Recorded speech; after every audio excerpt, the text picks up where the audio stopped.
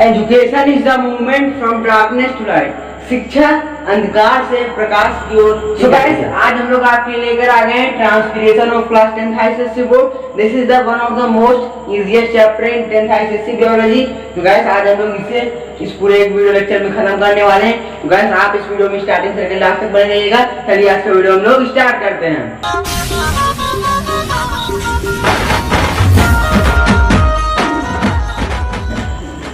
So guys now सबसे पहले हम लोग बात कर लेते हैं ट्रांसपिरेशन होता क्या है।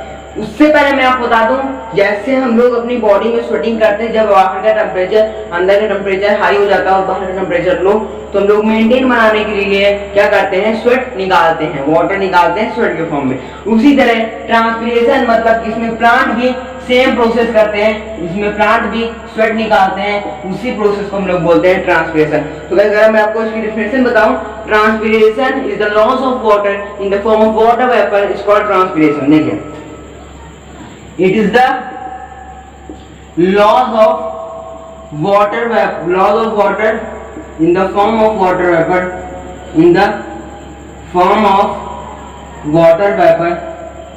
by the, ये ध्यान दीजिएगा, by the aerial parts of the plant।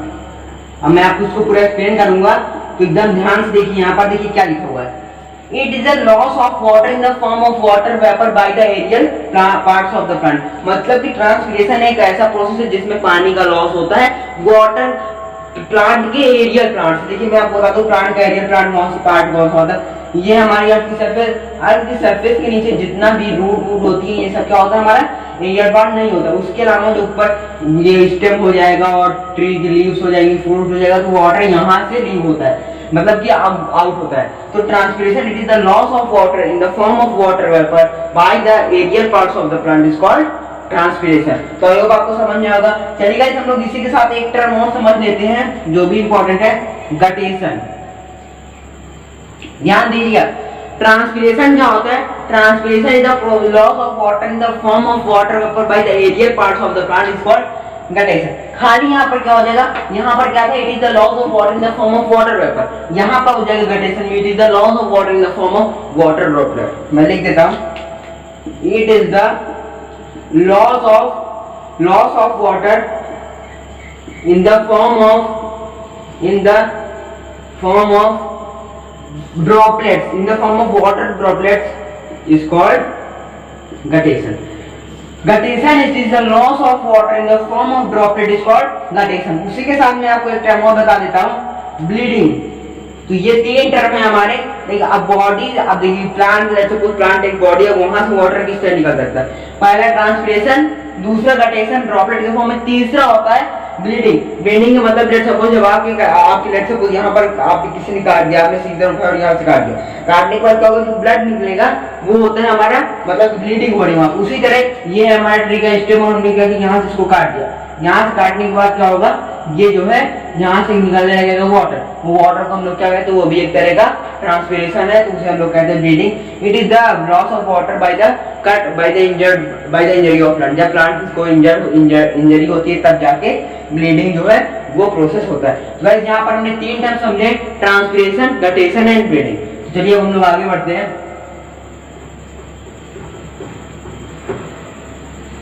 तो गाइस सबसे पहले हम लोग यहाँ पर बात करेंगे, देख लेते हो अगला टॉपिक कौन सा है। हाँ, आपने कभी ये ऑब्जर्व किया, देखिए मैं आपको आज एक एक्सपेरिमेंट बताने जा रहा हूँ। ये हमारा जो गमला होता है, तो कि ये हमारा वो इसमें लगा है प्लांट। अब ये प्लांट कोई भी सभी हो सकते हैं, और आप क्या करें, एक पॉलीथीन लें, एक पॉलीथीन और पॉलीथीन को क्या करें, इससे यहाँ पर टाइटली पैक कर दें और फिर इसे पूरे कवर कर दें। अब अगर जब ये सनलाइट यहाँ से होगा, सन, और जब सन की रेस आएंगी, अब देखिए प्लांट क्या करता है, अगर बाहर का टेम्परेचर ज्यादा हो गया, अंदर का क्या करेगा, बैलेंस करेगा। बैलेंस करने के लिए क्या करेगा, स्वेट के फॉर्म में वाटर को निकालेगा, मतलब ट्रांसपिरेशन करेगा। अब अगर यहाँ पर पॉलीथीन लगी हुई तो ट्रांसपिरेशन कैसे करेगा, अब ट्रांसपिरेशन तो करेगा, जो इसकी ड्रॉपलेट्स होंगी ना, वो यहाँ पर कहीं ऐसे इसकी जो पॉलीथीन की सरफेस होगी वहां पर आ जाएगी। तो इससे हमें ये पता चलता है, हम ये देख सकते हैं कि प्लांट जो है वाटर किस तरह से निकालता है। ये हमारा ऑब्जर्वेशन है। ये हम लोग सबसे तभी कर सकते हैं जब at the time of sunlight, अगर सनलाइट नहीं तो ये नहीं होगा। ओके, और चलिए मैं आपको और बता देता हूँ। सो गाइस आगे हम लोग बढ़ते हैं। देखिए चलिए आगे आता है हमारा कंसेप्ट गैंगोंग फोटोमीटर का। अब देखिए, अब अगला हमारा कंसेप्ट कौन सा आता है, गैंगोंग फोटोमीटर। ध्यान दीजिएगा, इसकी स्पेलिंग थोड़ी टफ है, ऊपर ध्यान दीजिएगा।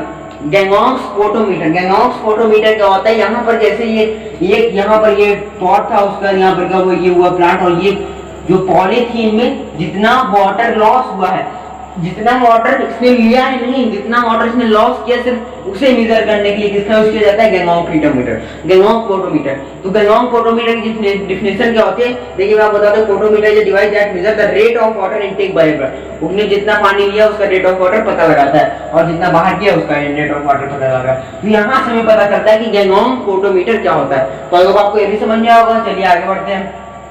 गाइस ये हमारा बहुत ही छोटा चैप्टर है, तो आई होप ये खत्म हो जाएगा विद इन हाफ आवर। तो चलिए आगे बढ़ते। अगला हमारा कॉन्सेप्ट आता है, देखिए अब हम लोग जो गैंगोंग फोटोमीटर से जब यूज करते हैं तो उसके लिए कुछ प्रिकॉशंस होते हैं। प्रिकॉशंस पहला तो ये है कि वहां पर क्या हो गया, वाटर टाइट जो गैंगोंग फोटोमीटर होता है कोशिश करेगा कुछ इस तरह का होता है। जो गैंगोंग फोटोमीटर होता है ये क्या होता है, ये वाटर टाइट होता है। कहाँ क्या होता है, वाटर टाइट होना चाहिए। वाटर टाइट का मतलब यहाँ से वाटर ना निकल पाए, पहले चीज वाटर टाइट होना चाहिए। और दूसरी बात आती है, देखिए हम लोग इसे कुछ लिमिटेशन थोड़ा लेते हैं, इंक्लूडिंग अब यहाँ पर एयर बबल्स निकलना बहुत ही मुश्किल हो जाता है। तो ये था हमारा प्रिकॉशंस और लिमिटेशन, इसके बारे में ज्यादा पूछा नहीं जाता, तो मैंने इसे आपको डिटेल में नहीं बताया। उसके बाद हम लोग आते हैं अपने अगले कंसेप्ट की तरफ, जो हमारा अगला कंसेप्ट है जो आता है ओके, काइंड्स ऑफ ट्रांसपिरेशन। हमने ये पढ़ा कि ट्रांसपिरेशन क्या होता है। अगर आपको नहीं पता तो कमेंट करके बता सकते हैं, लेकिन मैं बताते हूं। Transpiration it is a loss of water in the form of droplets is called transpiration. In the form of water vapour is called transpiration by the aerial parts of the plant. तो ये होते हैं तीन तरह के। Okay, कितने तरह के होते हैं, तीन तरह के। ध्यान दीजिएगा, पहला होता है स्टोमेटल, दूसरा होता है हमारा लेंटिकुलर। कौन सा हो गया, स्टोमेटा, लेंटिकुलर एंड क्यूटिकुलर। तो ये हमारे तीन तरह के होते हैं, ध्यान दीजिएगा, स्टोमेटल, लेंटिकुलर एंड क्यूटिकुलर।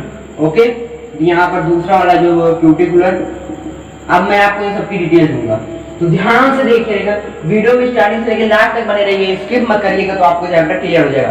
नहीं, स्टोमेटा ट्रांसपिरेशन वो होता है जो प्लांट की लीव्स होती है उसमें टिनी टिनी पोर्स होते हैं, वो टिनी पोर्स से जो वाटर वेपर के फॉर्म में वाटर लॉस होता है वो होता है स्टोमेटा, बाय स्टोमेटा। तो यहाँ पे बुक में जो डेफिनेशन लिखी हुई है वो मैं आपको बता देता हूँ। From the leaves through the stomata, leaves में मैंने आपको समझा वैसे विद्यालय डेफिनेशन बता दिया।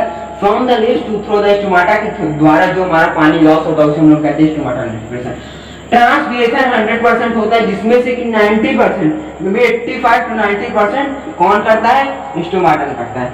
उसके बाद हम आपको बता दें क्यूटिकुलर क्या होता है। देखिए क्यूटिकुलर मैं आपको बताना चाहता हूँ, देखिए बुक में जो डेफिनेशन लिखी हुई है, directly the surface of leaves, जो लीव की सरफेस होती है, लीव की ये जो लीव है इसके ऊपर एक सरफेस होती है, उस सरफेस का नाम पता है आपको, नहीं पता, चलिए मैं बता देता हूँ। उस सरफेस का नाम है एपिडर्मिस। तो कभी कभी क्या होता है, जब स्टोमेटा काम नहीं कर रहा होता है तो क्या होता है, रात स्टोमेटा जब काम नहीं करता है तब डायरेक्टली पानी इससे लीफ की सरफेस से थ्रू आउट हो जाता है, बाहर हो जाता है वाटर वेपर के फॉर्म में, तो उसे हम लोग कहते हैं क्यूटिकुलर। तो क्यूटिकुलर जो होता है वो होता है मे बी 5 to 10%। अभी बचा हुआ जो 2 से 3% है वो यहाँ पर होता है, 2 से 3% कहाँ होता है। और लेंटिकुलर जब प्लांट में इंजरी हो जाती है तब ये होता है। यहाँ पर लिखा हुआ है from the lenticels which are the minute opening, जो पुरानी स्टेम, लेकिन स्टेम होल्ड होंगी, नहीं न्यू आएंगे, फिर होल्ड होंगी, फिर न्यू आएंगे, तो इस तरह का होता है। जब स्टेम होल्ड होती है तो लेंटिकुलर ट्रांसपिरेशन होता है, और ये जब प्लांट में इंजरी होती है तब भी लेंटिकुलर होता है। तो अगर आपको ये समझ में आ गया होगा स्टोमेटल क्या होता है, क्यूटिकुलर क्या होता है, लेंटिकुलर क्या होता है। तो मैं आपको एक बार बता देना चाहता हूँ। स्टोमेटा जो होता है from the surface of the leaves through the stomata, stomata के थ्रू जो वाटर वेपर बाहर होता है उसे हम लोग कहते हैं stomata. Cuticular from the surface of the leaves means epidermis, lenticular from the injured part of the plant और द फ्रॉम ओल्ड रूट्स के ओपनिंग से। तो ये था हमारा ट्रांसपिरेशन के टाइप। तो गाइस अगर आपको अभी तक ये वीडियो अच्छा लगा तो इस वीडियो को लाइक कर दीजिए, हमारे चैनल को आपने सब्सक्राइब नहीं किया तो कर दीजिए, हम लोग आपके लिए ऐसा कंटेंट लाते रहेंगे। चलिए आगे बढ़ते हैं।